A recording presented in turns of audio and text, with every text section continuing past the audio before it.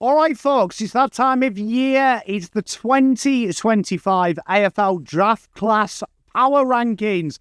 The national champs, they're done. And all the talents now have played the big games, and some are separating from the pack. So welcome to the August Power Rankings. Remember, this isn't the mock draft. This is not about pick swaps, NGA bidding, who's tanking the hardest, etc. This is just my personal rankings of how I've got the top 30 players, on what I've seen, what I think they'll bring to the next level. It's more an eye test meets data as opposed to suiting these players 1 to 100 in a draft order. This is just how I rate them if I was picking the players. Some of these players definitely will rise, some of them will fall, some won't go in this order at all, which is why I'll follow this up with a mock draft. We've got a series of needs analysis shows starting for each individual club, starting with West Coast Eagles. So we'll do 30 to 1 today. And if you can do me a solid, hit that like and subscribe.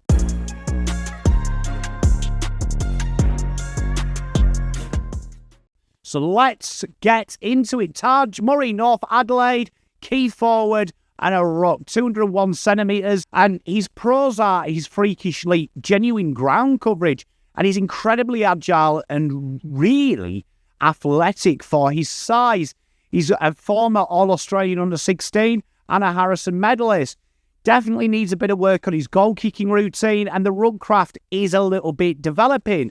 But upside is, if he fills out, he can be an absolute match-up nightmare. The modern-day keeper position forward hybrid, that is a unique weapon in the AFL. We've been quite hot on him in this show, and I'm really looking forward to seeing Taj, who I think is in the first 2 rounds of a player. In at 29, Colby Coulson, Gold Coast Academy, Gold Coast landlocked, mid-forward at 180. He's a contested beast, he is relentless, and he has had that VFL-level exposure.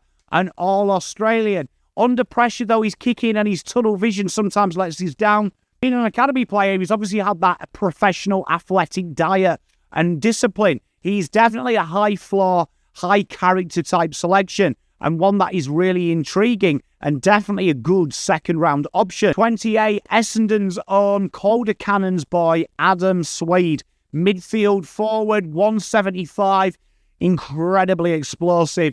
Don't let the size fool you. Tackles hard, great two-way running, can play just about anywhere. His height will concern other clubs from bidding on him, but he has got that massive upside. He came from nowhere after that ACL. He's small but mighty. He is absolutely brilliant. Great motor and burst. And another NGA at 27, Zach McCarthy, Collingwood's own Oakley Chargers. Standing at 198, he really did stand out in the championship games. Marks with a great leap. Strong below the ground. Modern-day forward ruck profile. Can be inconsistent, and I wonder how that physical presence will translate early, but high upside. He's a very, very good styled player. Reminds me of this modern-day oversized midfield ruckman that can take a grab in the forward line. Will be one to watch. One of my fallers in this, but I have been hot on him next. 26, Fred Rodriguez. A guy that can kick with both feet at South Fremantle, burst from stoppage. The captain of WA, who had a disappointing campaign, but was voted their MVP. Definitely been something that you've seen that in this fix of battle, he needs to be a bit more polished.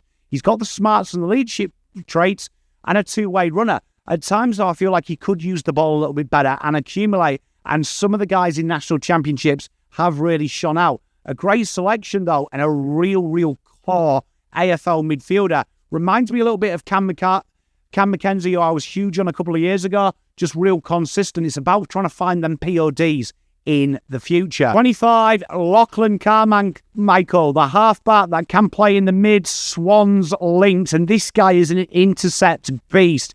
Really strong. Uses the ball well, a real transition threat. He's got high footy IQ. Definitely, though, more of an accumulator than kind of that big, massive bang player. But he rarely does play a bad game. Really hard two-way running.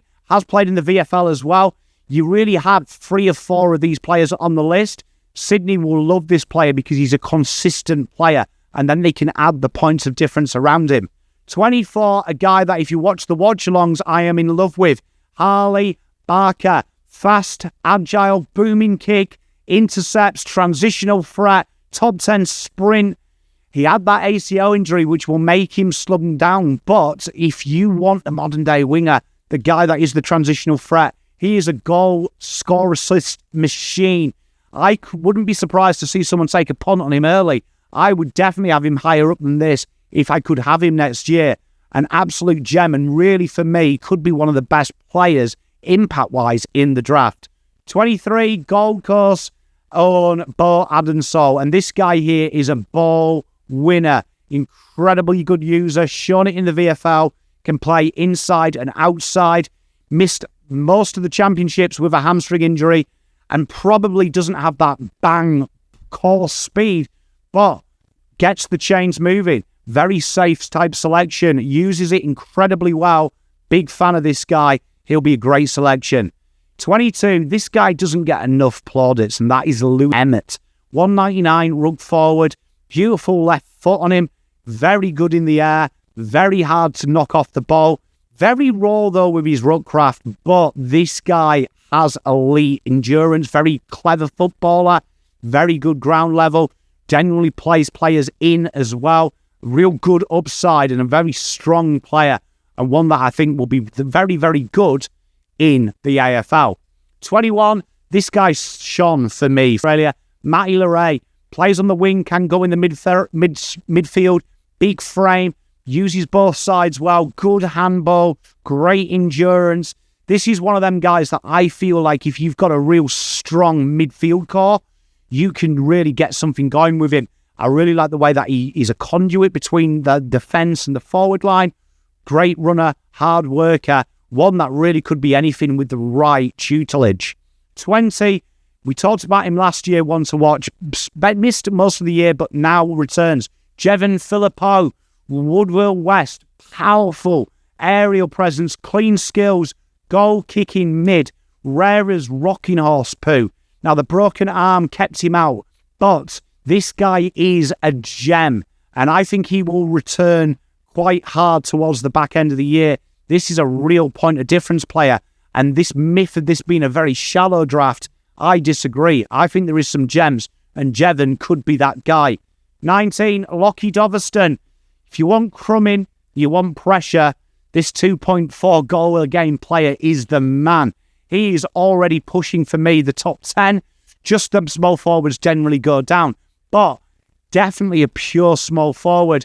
He is one to watch. He's slippery, he's smart, he's dangerous. Exactly what people want. He has that blend of defence and attack that will appeal. And I'm a big fan of the Dog. 18, Jacob Farrow, another Western Australian. And this guy really stood out. He's already playing in the big-bodied waffle area. He intercepts confidently. His left foot is a thing of dreams.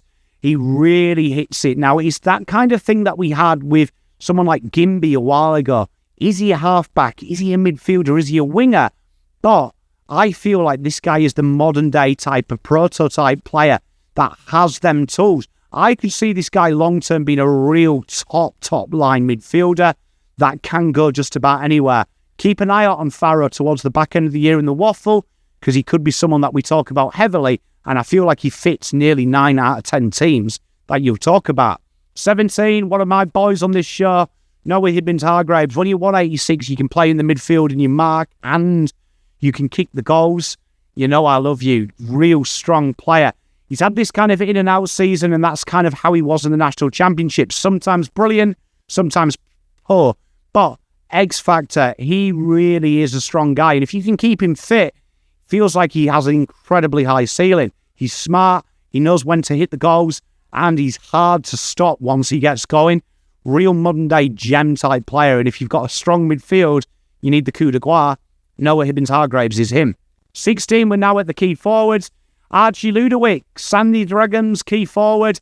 This guy here reminds me of a young Harry Mackay. Left foot, set shot, incredible, one-on-one. Now, the PCL ended his season early, but he is very, very good. He's a unique forward. He's got that mongrel. He smashes packs. Massive upside type player. and definitely would be the modern-day key forward that is everything that you want. Big fan of Archie. I've been talking about him a lot on this show, and I'm really intrigued to see where he goes in the draft because I feel like he's got all the traits that makes him, if you want to be speculative and you have two picks together and you want a key forward, you do. 15, versatile is his middle name, 191, Max King. This guy is insane, has a huge leap, fast, can play forward, midfield, and has had times in the back. NGA at Swans, the academy player, is good. This guy reminds me of Brodie Kemp when Brodie Kemp was the anomaly. He's the 2.0. He could play just about anywhere. I feel like he's a real wildcard pick, and I think people are going to be put off him because of the indecision of where he plays. Sydney are going to get themselves a bargain. 14, we're at speed merchants here. A guy that can play medium size or key, Eastern Rangers Xavier Taylor. He can play on bigs and smalls. He is hard at it, gets the ball, and incredibly quick. One of the faster times we've seen in the 20-meter sprint. I feel like this is one of the areas that people don't talk about because there isn't a standout in this draft pool per se. This guy is strong. I look at players like Redmond, players like Ryan at Fremantle. These guys are incredible one-on-one, but can cause chaos down the back. One to watch out for. 13, a lot of talk about this guy. Incredibly quick. Oakley Chargers, Sam Grilge. This guy is fast as lightning. Elite run and carry player. Now, my one reservation about them is these types of players are hit and miss, I find, in the AFL even now. And this is going to be the same said about him. But if he can add a bit of composure, right personnel around him, Sam Grilge has all the weapons that hurt you in a quicker, fast AFL. Big fan of Sam Grilge and looking forward to seeing how he develops. Number 12, Harry Dean, key defender. This guy is AFL ready. This is a massive All-Australian. And thank Christ he's a Carlton father's son. He has got really everything you want to see. He's definitely someone that's come from nowhere. But in my opinion, he is better than Jacob Wheaton was at this stage of his career. He's not going to be mental, I think, to match his bid because I feel like we are going to see that put off a little bit. But ready-made, third intercept defender, reads it well, plays out in front. What a player. Number 11, this guy doesn't get enough kudos, and I'm glad we talked about him last time. Aidan Schubert, huge contested mark from Central Districts, can pinch it in the ruck. This guy here is strong, and also doesn't mind going behind the ball when rucking. Can fade at times in game, but this guy's got some fully IQ. I really like him. He hits the packs hard, hits the scoreboard. He's a really, really strong player, and I think South Australia, there is some real good monopoly here to take 3 or 4 picks in the first 30 and keep some of these SA boys together. Into the top 10 now, and this guy, I'm so glad. No one talks about him pre-championships. They are now. We're big on him. My favourite in the draft, Mitchy Marsh, West Adelaide boy. What a player. Kicks, snags galore. The Golden Boot winner in the championship. Elite left foot. Big kick as well on him. Really strong overhead. And he is a nuisance matchup. That medium-sized player. Think of Fogarty at Adelaide. He is everything you want. Kicks big bags of goals. Doesn't matter his size. Makes things happen. If I had a first rounder, this guy would be probably very close to my first pick. I love Mitch Marsh if I needed a forward. Up next, Sam Cumming. The day of the explosive midfielder is here. And this guy is it. 186. He's been strong in the Sandful. Now, this guy is that modern-day type player. Hits it really hard, breaks through the lines, really grunty. But, like all Bulls now, has that genuine scoreboard threat. I love Sam Cumming. This is the guy here that you build your midfield around. Huge upside on this guy. Love him. Really reminds me of all these midfielders we're seeing come through. Number 8, Eastern Rangers, Ollie Graves. Big-bodied guy in trouble. And hits the scoreboard. This guy here might sometimes be a bit woeful with his kicking, but he plays for territory. But he moves so well for such a behemoth player. This guy here is a real strong contested ball winner who gets the ball in all the right spaces. Big fan of Ollie, and he's a real good, honest footballer. Kind of a throwback to the old age of working hard, but the new age of being able to do something with it. He's a real dynamo in there. Number 7, Gold Coast Suns Academy. They're getting some right players, and Dylan Patterson is a dimmer Hardwick type player. Incredibly agile, uses both sides really well, and takes the game on. Working with Johnny Noble excites me because he can play halfback and midfield. This guy has got some good IQ, just needs to rein it in a little bit. He is a real strong player, and he's already played that VFL experience. Working with players like Danny Rioli, John Noble, this guy will be an absolute jet. What a find. Number 6, one of my personal favourites, Joshy Lindsay, Geelong Falcons. This guy has got a doctorate in the art of kicking. This guy wins best on medals for bants. He intercepts it. He wins his own ball. And when he hits targets, he hits it. I want you to think of the impact of Tom McCarthy at West Coast Eagles. How important a ball user that hits targets with his eyes closed is so important. I feel like if you want transitional threat, Josh Lindsay is it. Every club, if they win a flag, need a Josh Lindsay. This might be your only time to get one in a draft that people don't seem to rate. He is it.